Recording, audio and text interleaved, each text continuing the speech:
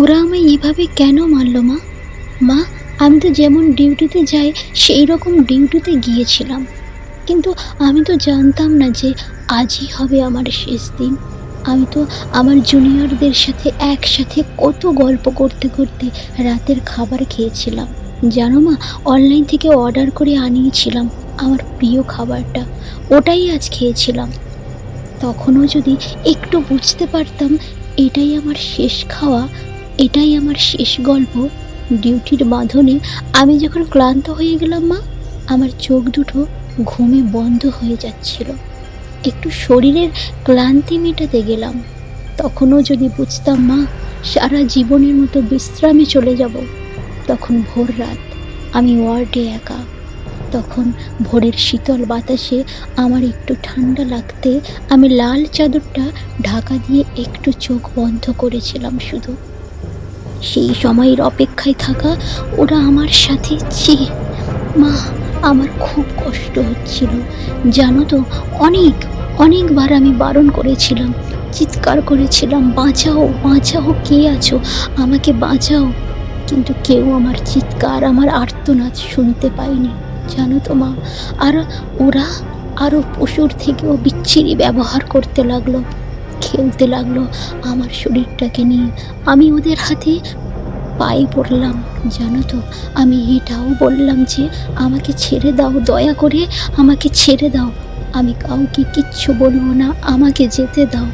কিন্তু ওরা আর আমায় তোমার কাছে একবার যাওয়ার সুযোগটা দিল না তোমার কোলে শেষবারের মতো মাথা রাখতে দিতে, দিল না শেষবার তোমার হাসি ভরা মুখটা দেখার সুযোগ, দিল না বাবার স্বপ্নে তার রাজকন্যার বড় ডাক্তার হওয়ার কাহিনীকে সত্য করতে।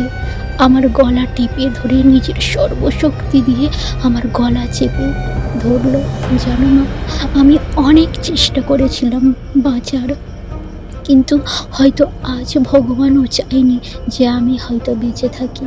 ওই পশুদের শক্তির কাছে আমি হেরে যাই, আমার গলার হাড় ভেঙে যায়।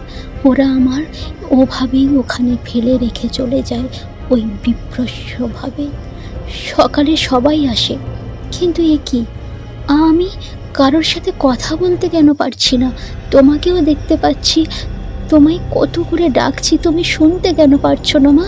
আমায় ডাকো উমা, মা গো, এই তো দেখো, দেখো না মা, মা এই তো আমি, তুমি কাঁদছো কেন, কি হয়েছে তোমার? ও মা, দেখো মা। মা সামনের একটা লাশের দিকে তাকিয়ে হাউমাউ করে কাঁদছে। লাশটার মুখ দেখতে পেয়ে আমি আমি শিউরে উঠি। এ কি, এটা যে আমারই নিথর দেহ, আমি কি তবে মারা গেছি? আমিও কাঁদতে শুরু করলাম।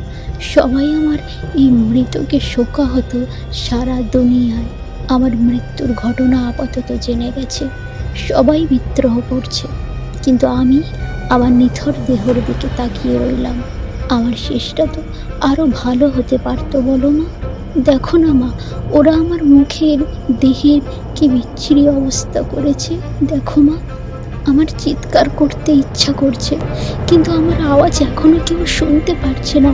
আমি এতগুলো লোকের সামনে চিৎকার করছি, কিন্তু একটা কেউ আমার এই চিৎকার শুনতে পাচ্ছে না, কেউ না, কেউ না।